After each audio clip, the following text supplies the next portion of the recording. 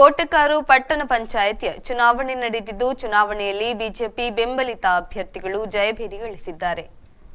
ಅಧ್ಯಕ್ಷ ಮತ್ತು ಉಪಾಧ್ಯಕ್ಷ ಸ್ಥಾನಕ್ಕೆ ನಡೆದ ಚುನಾವಣೆಯಲ್ಲಿ ಅಧ್ಯಕ್ಷರಾಗಿ ಶ್ರೀಮತಿ ದಿವ್ಯಾ ಮತ್ತು ಉಪಾಧ್ಯಕ್ಷರಾಗಿ ಶ್ರೀ ಪ್ರವೀಣ್ ಬಗಂಬಿಲಾ ಆಯ್ಕೆಯಾಗಿದ್ದು, ಕ್ಯಾಪ್ಟನ್ ಬ್ರಿಜೇಶ್ ಚೌಟ ಅಭಿನಂದನೆಯನ್ನ ತಿಳಿಸಿದ್ದಾರೆ. ಶ್ರೀ ಪ್ರವೀಣ್ ಬಗಂಬಿಲಾ ಅವರು ಉಪಾಧ್ಯಕ್ಷರಾಗಿ ಆಯ್ಕೆಯಾಗಿರುವಂತದ್ದು ಒಂದು ಸ್ಪಷ್ಟ ಸಂದೇಶವನ್ನು ಕೋಟೆಕಾಡು ಪಟ್ಟಣ ಪಂಚಾಯತ್ನ ಮುಖಾಂತರ ಭಾರತೀಯ ಜನತಾ ಪಾರ್ಟಿ ಇಡೀ ಜಿಲ್ಲೆಗೆ ಮತ್ತು ರಾಜ್ಯಕ್ಕೆ ಕೊಟ್ಟಿದೆ. ಒಂದು ಸಾಮಾನ್ಯ ವರ್ಗಕ್ಕೆ ಮೀಸಲಾಗಿದ್ದಂಥ ಅಧ್ಯಕ್ಷ ಸ್ಥಾನವನ್ನು ಭಾರತೀಯ ಜನತಾ ಪಾರ್ಟಿ ನಮ್ಮ ಪ್ರಧಾನಮಂತ್ರಿಯವರ ಕಲ್ಪನೆಯಂತೆ ಮಹಿಳಾ ಸಬಲೀಕರಣ ಮಾಡುವ ದೃಷ್ಟಿಯಿಂದ ಮಹಿಳೆಯರಿಗೆ ರಾಜಕೀಯ ಕ್ಷೇತ್ರದಲ್ಲಿ ಹೆಚ್ಚು ಅವಕಾಶಗಳನ್ನು ಕೊಡಬೇಕು. ಪ್ರಧಾನಮಂತ್ರಿಯವರ ಕಲ್ಪನೆಯ ಸಬ್ಕಾ ಸಾಥ್ ಸಬ್ಕಾ ವಿಕಾಸ್, ಸಬ್ಕಾ ವಿಶ್ವಾಸ್ ಮತ್ತು ಸಬ್ಕಾ ಪ್ರಯಾಸ್ನ ಆಧಾರದಲ್ಲಿ ಸಮಾಜದ ಎಲ್ಲ ವರ್ಗಗಳನ್ನು ಜೋಡಿಸಿಕೊಂಡು ರಾಜಕಾರಣವನ್ನು ಮಾಡಬೇಕು. ವಿಶೇಷವಾಗಿ ಮಹಿಳೆಯರಿಗೆ ಇನ್ನಷ್ಟು ಹೆಚ್ಚು ಅವಕಾಶಗಳನ್ನು ರಾಜಕೀಯ ಕ್ಷೇತ್ರದಲ್ಲಿ ಕೊಡಬೇಕು ಅನ್ನುವಂಥ ಉದ್ದೇಶವನ್ನು ಇಟ್ಕೊಂಡು ನಮ್ಮೆಲ್ಲರ ಸದಸ್ಯರ ಅಪೇಕ್ಷೆಯಂತೆ, ಪಾರ್ಟಿಯ ಮಂಗಳೂರು ವಿಧಾನಸಭಾ ಕ್ಷೇತ್ರದ ಎಲ್ಲ ಹಿರಿಯ ನಾಯಕರುಗಳ ಅಪೇಕ್ಷೆಯಂತೆ, ಪ್ರಜಾಪ್ರಭುತ್ವದ ಮಾದರಿಯಲ್ಲಿ ಇವತ್ತು ಶ್ರೀಮತಿ ದಿವ್ಯಾ ಅವರನ್ನು ನಾವು ಅಧ್ಯಕ್ಷರಾಗಿ ಆಯ್ಕೆ ಮಾಡಿದ್ದೇವೆ. ಅವರ ಆಯ್ಕೆಗೆ ಸಹಕರಿಸಿದಂಥ ಭಾರತೀಯ ಜನತಾ ಪಾರ್ಟಿ ಎಲ್ಲ ಸದಸ್ಯರುಗಳಿಗೆ, ಈ ಚುನಾವಣೆಯನ್ನು ಅತ್ಯಂತ ಸುಸೂತ್ರವಾಗಿ ನೆರವೇರಿಸಿದ ಎಲ್ಲ ಅಧಿಕಾರಿಗಳಿಗೆ ನಾನು ವಿಶೇಷವಾಗಿ ಅಭಿನಂದನೆಗಳನ್ನು ಮತ್ತು ಶ್ರೀಮತಿ ದಿವ್ಯಾ ಅವರಿಗೆ ಮುಂದಿನ 2 ವರ್ಷ 3 ತಿಂಗಳುಗಳ ಕಾಲ ಕೋಟೆಕಾರು ಪಟ್ಟಣ ಪಂಚಾಯಿತಿಯಲ್ಲಿ ಪ್ರಧಾನಮಂತ್ರಿಯವರ ಕಲ್ಪನೆಯ ಆಧಾರದ ರಾಜಕಾರಣ, ಭಾರತೀಯ ಜನತಾ ಪಾರ್ಟಿಯ ವಿಚಾರ ಆಧಾರಿತ ರಾಜಕಾರಣ, ಸಮಾಜದ ಕಟ್ಟಕಡೆಯ ವ್ಯಕ್ತಿಗೆ ನ್ಯಾಯ ಒದಗಿಸುವಂಥ ರಾಜಕಾರಣವನ್ನು ಮಾಡಬೇಕು ಅನ್ನುವಂಥ ಅಪೇಕ್ಷೆ ಮತ್ತು ವಿಶ್ವಾಸದ ಮಾತುಗಳನ್ನ ಈ ಸಂದರ್ಭದಲ್ಲಿ ಹೇಳಲಿಕ್ಕೆ ಬಯಸ್ತಾ ಇದ್ದೇನೆ. ಅದೇ ರೀತಿ ಶ್ರೀ ಪ್ರವೀಣ್ ಬಗಂಬಿಲಾ ಅವರು ನಮ್ಮ ಪಾರ್ಟಿಯ ಸದಸ್ಯರಾಗಿ ಇವತ್ತು ಕೋಟೆಕಾಡು ಪಟ್ಟಣ ಪಂಚಾಯತ್ನ ಉಪಾಧ್ಯಕ್ಷರಾಗಿ ಆಯ್ಕೆಯಾಗಿದ್ದಾರೆ. ಅವರಿಗೂ ವಿಶೇಷವಾದ ಅಭಿನಂದನೆಗಳನ್ನು ಸಲ್ಲಿಸಲಿಕ್ಕೆ ಬಯಸ್ತಾ ಇದ್ದೇನೆ. ನಾನು ಅತ್ಯಂತ ವಿಶ್ವಾಸದಿಂದ ಈ ಮಾತುಗಳನ್ನು ಇವತ್ತು ಹೇಳಲಿಕ್ಕೆ ಬಯಸ್ತಾ ಇದ್ದೇನೆ. ಕೋಟೆಕಾರು ಪಟ್ಟಣ ಪಂಚಾಯತಿ ಭಾರತೀಯ ಜನತಾ ಪಾರ್ಟಿಯ ಒಂದು ಶಕ್ತಿ ಕೇಂದ್ರ. ಭಾರತೀಯ ಜನತಾ ಪಾರ್ಟಿಯ ಪರವಾಗಿ ಮತದಾರರು ಯಾವತ್ತೂ ಭರವಸೆಯನ್ನು ಇಟ್ಕೊಂಡಿದ್ದಾರೆ. ಅದು ಪಂಚಾಯತ್ನ ಸಂದರ್ಭದಲ್ಲಿರ್ಬೋದು, ಇದು ಪಟ್ಟಣ ಪಂಚಾಯತ್ ಆದಂಥ ಸಂದರ್ಭದಲ್ಲಿರ್ಬೋದು, ಭಾರತೀಯ ಜನತಾ ಪಾರ್ಟಿಯ ಮೇಲೆ ಜನ ವಿಶ್ವಾಸವನ್ನು ಇಟ್ಕೊಂಡಿದ್ದಾರೆ, ಭರವಸೆಯನ್ನು ಇಟ್ಕೊಂಡಿದ್ದಾರೆ.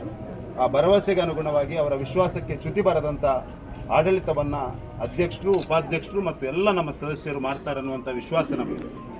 ನಾನು ಇಲ್ಲಿಯ ಶಾಸಕರಲ್ಲಿ ಕೂಡ ವಿನಂತಿಯನ್ನು ಮಾಡ್ತಾ ಇದ್ದೇನೆ, ಅಪೇಕ್ಷೆಯನ್ನು ವ್ಯಕ್ತಪಡಿಸ್ತಾ ಇದ್ದೇನೆ. ಅವರೊಂದು ಉನ್ನತ ಸ್ಥಾನದಲ್ಲಿ ಇವತ್ತಿದ್ದಾರೆ, ವಿಧಾನಸಭಾ ಅಧ್ಯಕ್ಷರ ದೊಡ್ಡ ಸ್ಥಾನದಲ್ಲಿದ್ದಾರೆ. ಕೋಟೆಕಾರು ಪಟ್ಟಣ ಪಂಚಾಯತಿಗೆ ರಾಜ್ಯ ಸರ್ಕಾರದಿಂದ ಎಲ್ಲ ಸಹಕಾರವನ್ನು, ಹೆಚ್ಚಿನ ಅನುದಾನಗಳನ್ನು ಕೊಡುವಂಥ ಕೆಲಸವನ್ನು ಅವರು ಮಾಡಬೇಕು. ಯಾಕಂದರೆ ಕೋಟೆಕಾರು ಪಟ್ಟಣ ಪಂಚಾಯತ್ ಇವತ್ತು ಅಭಿವೃದ್ಧಿ ಹೊಂದ್ತಾ ಇರುವಂಥ ಒಂದು ಪ್ರದೇಶ. ತುಂಬ ವಿಶ್ವವಿದ್ಯಾನಿಲಯಗಳು, ಕಾಲೇಜುಗಳು, ದೊಡ್ಡ ರೀತಿಯ ಜನಸಂಖ್ಯೆಯಲ್ಲಿರುವಂಥ ಸಂದರ್ಭದಲ್ಲಿ ಶಾಸಕರ ಹೆಚ್ಚಿನ ಅನುದಾನಗಳ ಅಪೇಕ್ಷೆಯಲ್ಲಿ ಇಲ್ಲಿಯ ಸದಸ್ಯರುಗಳಿದ್ದಾರೆ, ಇಲ್ಲಿಯ ಜನ ಇದ್ದಾರೆ. ಅದಕ್ಕೆ ಪೂರಕವಾಗಿ ಅವರು ಕೆಲಸವನ್ನು ನಿರ್ವಹಿಸ್ತಾರೆ ಅನ್ನುವಂಥ ವಿಶ್ವಾಸವೂ ಇದೆ. ಆ ಆಗ್ರಹವು ನಾವು ಈ ಸಂದರ್ಭದಲ್ಲಿ ಮಾಡ್ತಾ ಇದ್ದೇವೆ. ಲೋಕಸಭಾ ಸದಸ್ಯನಾಗಿ ನಾನು ಪೂರ್ತಿ ಸಹಕಾರವನ್ನು ನಿಮ್ಮ ಜೊತೆ ಸೇರಿಕೊಂಡು ಮಾಡ್ತೇನೆ.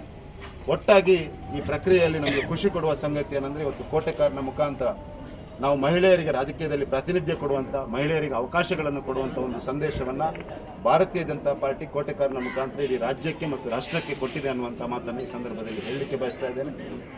ನಿಮಗೆ ಇಷ್ಟೇ ನಾನು ಹೇಳಲಿಕ್ಕೆ ಬಯಸ್ತು, ಪ್ರಧಾನಮಂತ್ರಿಯವರ ಕಲ್ಪನೆಯ ರಾಜಕಾರಣವನ್ನು ಮಾಡಿಕೊಳ್ಳಿ, ವಿಚಾರದ ಆಧಾರಿತ ರಾಜಕಾರಣ ಇರಲಿ ಮತ್ತು ಕಟ್ಟಕಡೆಯ ವ್ಯಕ್ತಿಗೆ ನ್ಯಾಯ ಒದಗಿಸುವಂಥ ಆಡಳಿತವನ್ನು ನೀವು ಮಾಡಿ ಅಂತ ಈ ಬಂಟ್ವಾಳದಲ್ಲಿ ಸೇರಿಕೊಂಡು ರಾಜಕಾರಣ ಮಾಡಿದ್ದು. ಇವತ್ತು ಮತ್ತೊಮ್ಮೆ ಇಲ್ಲಿ ಕಾಂಗ್ರೆಸ್ ಮತ್ತು SDP ಒಟ್ಟಾಗಿ ಸೇರಿ ನಮ್ಮನ್ನು ಸೋಲಿಸುವ ಪ್ರಯತ್ನಕ್ಕೆ ಹೋದರು. ಆದರೆ ನಮ್ಮ ಸದಸ್ಯರು, ಕೋಟೆಕಾರನ ಜನ ಅದಕ್ಕೆ ಸ್ಪಷ್ಟ ಸಂದೇಶವನ್ನು, ಉತ್ತರವನ್ನು ಕೊಟ್ಟಿದ್ದಾರೆ. ಈ ಜಿಲ್ಲೆಯಲ್ಲಿ ಹೊಂದಾಣಿಕೆಯ ರಾಜಕಾರಣ ನಡೀಬಾರ್ದು, ಮೂಲಭೂತವಾದದ ರಾಜಕಾರಣ ನಡೀಬಾರ್ದು, ಎಲ್ಲರನ್ನು ಒಟ್ಟಾಗಿ ಒಂದಾಗಿ ತೆಗೆದುಕೊಂಡು ಹೋಗುವ ರಾಜಕಾರಣಕ್ಕೆ ಗೆಲುವಾಗ್ತದೆ ಅನ್ನುವಂಥ ಸಂದೇಶ ಮತ್ತೊಮ್ಮೆ ಕೋಟೆಕಾರನ ಮುಖಾಂತರ ಆಗಿದೆ. ಹಾಯ್ ಅಮ್ಮ. ಹಾಯ್. ಇವತ್ತು ನನ್ನ ಫ್ರೆಂಡ್ ಒಬ್ಳು ಅವ್ರ ಅಮ್ಮಂಗೆ ಸರ್ಪ್ರೈಸ್ ಗಿಫ್ಟ್ ಕೊಟ್ಲು ಗೊತ್ತಾ? ಬರ್ಡೇನಾ? Special day. ಏನ್ ಗಿಫ್ಟ್ ಕೊಟ್ಲು? ನನ್ನಮ್ಮ ಬೆಸ್ಟ್ ಆರ್ಕಿಟೆಕ್ಟ್ ಅವಾರ್ಡ್ ತಗೋತಿರೋ ದಿನ ನನ್ನ ಕಡೆಯಿಂದ ಪ್ರೀತಿಯ ಗಿಫ್ಟ್.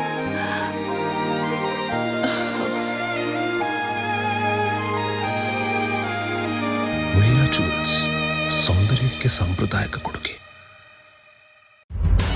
ನಿಖರ ಸುದ್ದಿ, ಸದಭಿರುಚಿಯ ಕಾರ್ಯಕ್ರಮ. ನೀವು ನೋಡ್ತಾ ಇದ್ದೀರಾ ಕಹಳೆ ನ್ಯೂಸ್, ಸಮಾಜದ ಜಾಗೃತಿಗಾಗಿ ವಸ್ತುನಿಷ್ಠ ವರದಿ.